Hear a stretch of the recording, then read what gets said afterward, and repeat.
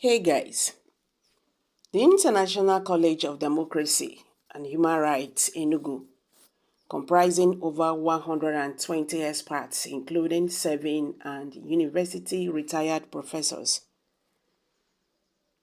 doctorate degree holders, lawyers, criminologists, religious leaders, civil society leaders, human rights and democracy activists have called on the 5-man panel justice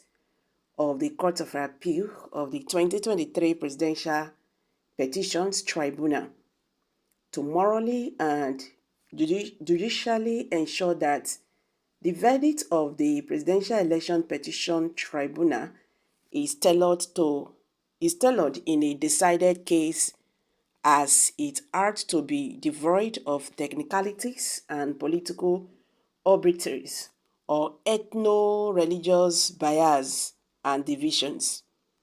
The group said that the Presidential Election Petition Tribunal verdict must be such that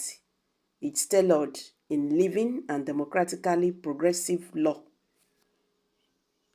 stressing that the justice must be reminded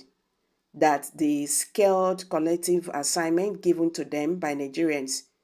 is to factually determine the true winner and losers of the 2023 presidential election, using the laid down rules and procedures, including the collated and tabulated results in the Form EC8As and recognized electronic devices. The 4 signatory group conditions. The joint statements were represented by John Craig, an American democracy campaigner, Bernard Werner, a Swiss human rights campaigner, and Professor Justin Akweze, or in US, the Eastern Democracy and Human Rights Coalition, Port Harcourt, comprising 40 groups and individuals advocating for democracy and human rights within and beyond Eastern Region Nigeria, represented by Professor Jerry Chukwuokoro and Amadi Ebube, US. The Southeast-based Coalition of Democracy and Human Rights Organizations, Enugu, a coalition of over 20 democracy and human rights groups of Southeast extraction, represented by Aloyse Atta, the Southeast chairman, and Engineer Nwandu, a computer security expert.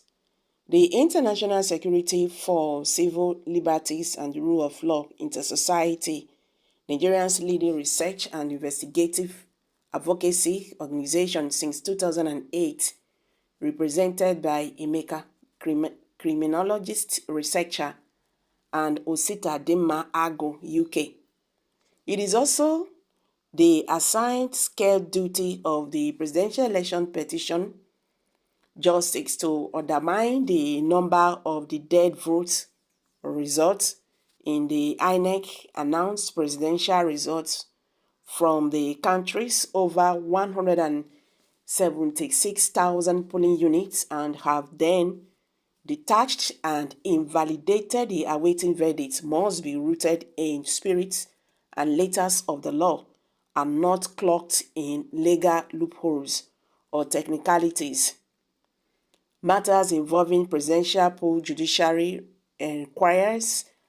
are like matters involving mass deaths requiring judiciary probes, which must find answers as to who are those killed and when, where, how, and why they were killed and who killed them.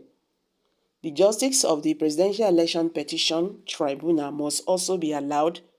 by the presidency, including the country's spy police,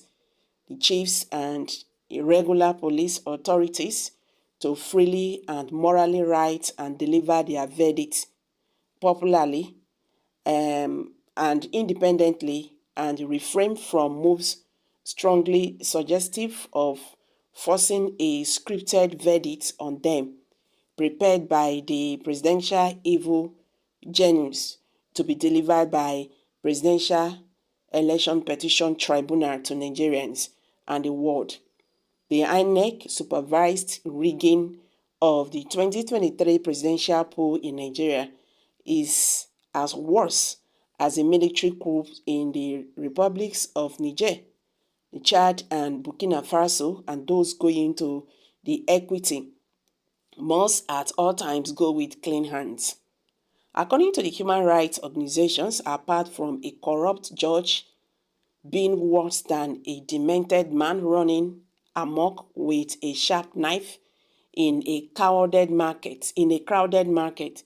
he also hides under the cloak of technicalities and political arbiters as is Rosho the Sadiq or facts delivered from weak laws or legal loopholes. It must also be pointed out that majority of Nigerian judges and pro-establishment lawyers have earned notorious and crooked expertise in legal technicalities, loopholes, and political arbitraries. Those crook feats, so achieved especially since 2015, have left Nigeria with the internationally rated or measured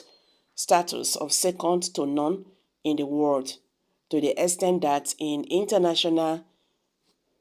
jurisprudential discourse, the growth of law in Nigeria amounts to undergrowth of law in democracy.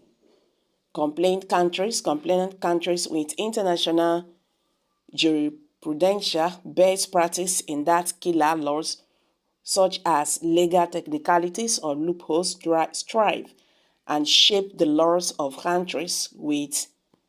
endemic and pandemic corruption, under which Nigeria is arguably, classified, the group stated. So guys, you've all heard it. Now I'm dropping it here.